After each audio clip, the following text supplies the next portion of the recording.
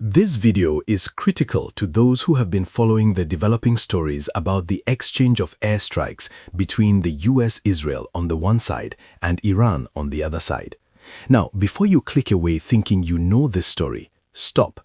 Because right now, we aren't rehashing the strike itself. We aren't talking about the missiles or the explosions.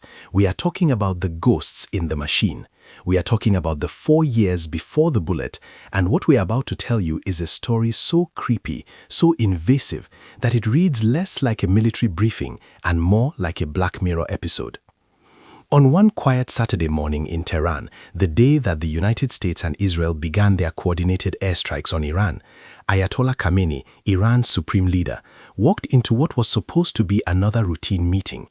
Unfortunately, some minutes thereafter, he was targeted and killed. According to a blockbuster new report from the Financial Times, Israel's Unit 8200 didn't just find Ayatollah Khamenei, they found him by hacking an entire city's traffic grid. They turned Iran's own surveillance state into a weapon against its master. But before we dive into how they turned Tehran's traffic cameras into a sniper scope, here's a quick question for you. If your government is watching you, who is watching the watchers? Let us know in the comments below. We have become accustomed to the idea of spy satellites. We expect James Bond-style agents trading secrets in dark rooms. But this was data harvesting on a massive industrial scale. Think about a city like Tehran. It is massive, chaotic, and choked with traffic. To control its population, the Iranian regime installed thousands of traffic cameras. They wanted to monitor protesters, track dissenters, and control the flow of people. It was the ultimate panopticon, a surveillance system designed to make sure no citizen could move without the regime knowing. But here is the catastrophic irony. By wiring the city, they created a backdoor into their own bedroom. The Financial Times report details how Israel's Unit 82000, their elite signals intelligence unit, didn't just hack one camera, they hacked the network. They hacked the central nervous system of Tehran's traffic control. Suddenly, every camera that was meant to watch the people was watching the leadership instead. Imagine the data, hours and hours of mundane footage. But Unit 82000 doesn't need humans to watch all of that. They have the second and perhaps most important actor in this story, artificial intelligence. They fed billions of data points into AI-driven systems, phone signals, movement patterns, and yes, those camera feeds. The AI wasn't looking for the Ayatollah directly. Leaders are easy to hide. You put them in armored cars with tinted windows. You shuffle their schedule. No, the AI was looking for the patterns of life around him. And this is where it gets terrifyingly specific. One camera, placed at just the right angle, at just the right intersection, caught something tiny but critical. It showed where the security detail parked their cars. This is where Israel built what they call patterns of life files. They were watching the leader. They were watching the janitor who opened the door for the leader. They weren't tracking the general. They were tracking the driver who picked up the general's dry cleaning. They analyzed, when do the guards arrive? Where do they park? Who swaps shifts with whom? Who drives which car? What are the home addresses of these guards? What route do they take to get coffee in the morning? It is like building a Google Maps timeline, but for a regime's inner circle. They mapped the entire ecosystem of the supreme leader. They knew that if car number 7 was parked in a specific spot, Khamenei was likely in a specific building. Now, this brings us to a crucial point.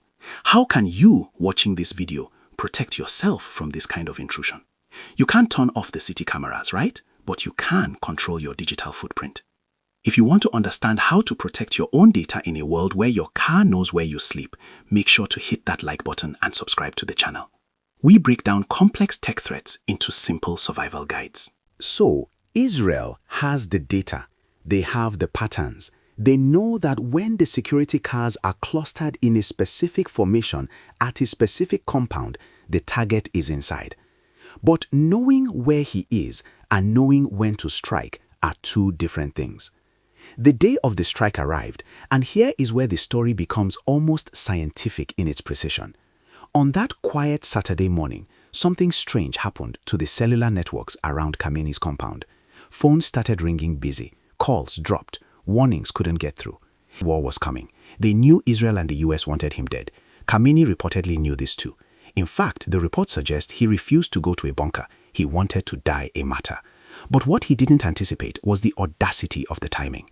They didn't think the strike would come in the morning. They didn't think it would happen in broad daylight. They expected a night raid, a drone strike while he slept. They expected darkness. Israel gave them daylight. Doesn't that make you think about the nature of surprise? We always expect the attack at our weakest moment, at night. But sometimes the best disguise is the blinding light of the sun. As dramatic as this backstory is, for Israeli intelligence, this is just another day.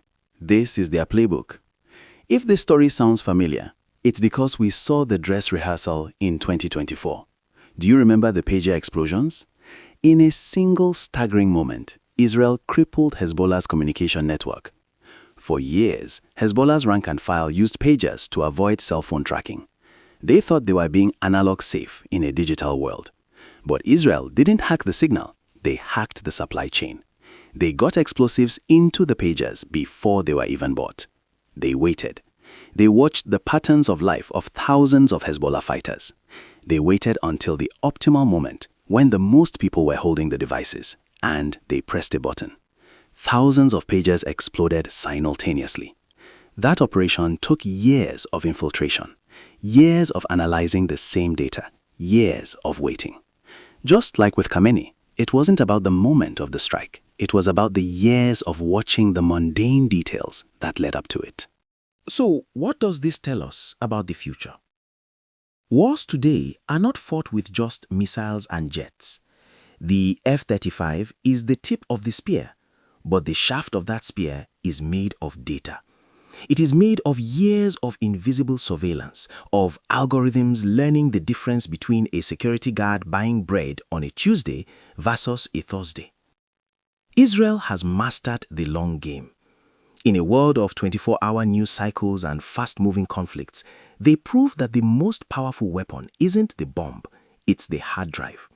It's the ability to sit, wait, and watch until the city's own eyes become the assassin's crosshairs.